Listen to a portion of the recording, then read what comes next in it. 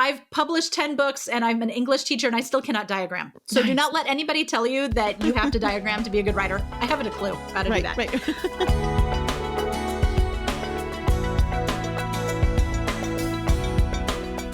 So we talked about reading. Let's talk about writing and what does that look like with simplified homeschooling?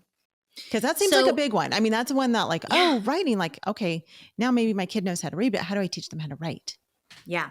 So when we talk about writing, we're actually talking about two different things. We have handwriting and we have composition.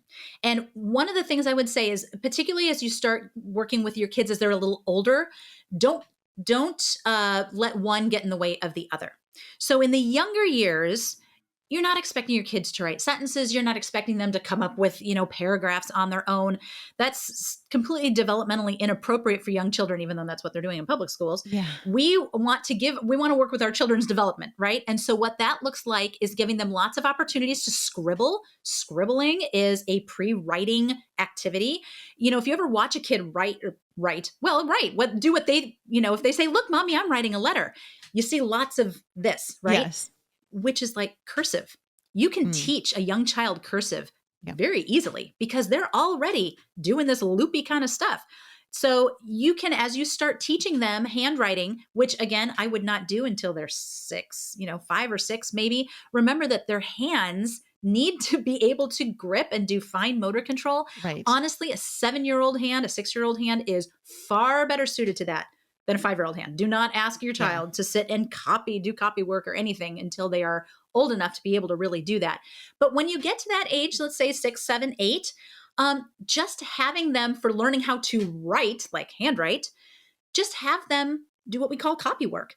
Yep. Get a Bible verse, get a hymn, get, little sayings or proverbs or your address or names. I mean, whatever, things that you want them to learn how to write. Yeah. And you just have them copy them. You literally just write a sentence or write, a line of words or whatever it's going to be, and then have them write it and not have them write it 10 times. We don't have to drill things to death.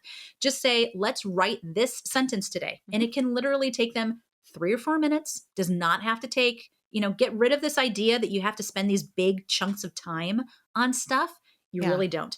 So you just let them take however long it's going to take and to copy whatever it is that they're going to copy. And then you move on. And that can really be how they learn to write, just copying things down. Yep.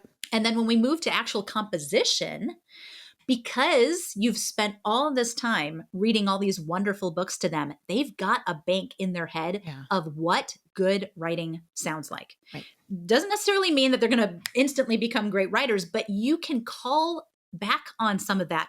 Remember that really great word that author used to describe, whatever.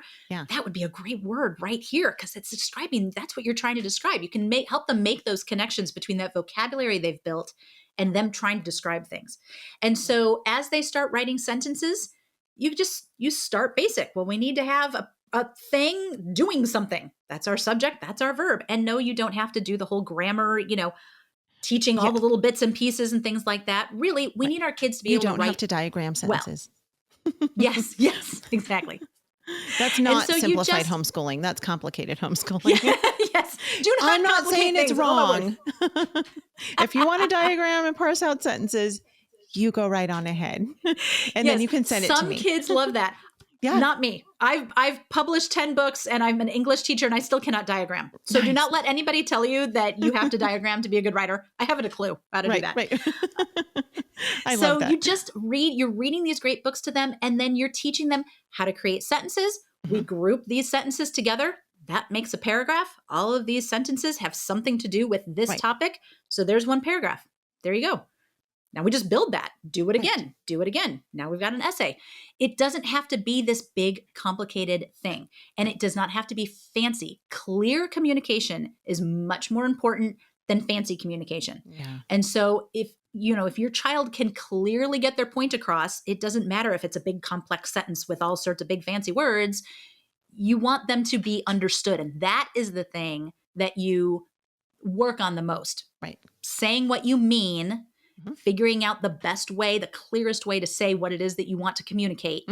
How do we write that? Homeschool Insights is sponsored by CTC Math. If you're looking for a great online math program, visit ctcmath.com and try it for free. For more great homeschool inspiration and resources, listen to the Schoolhouse Rocked podcast every Monday, Wednesday, and Thursday.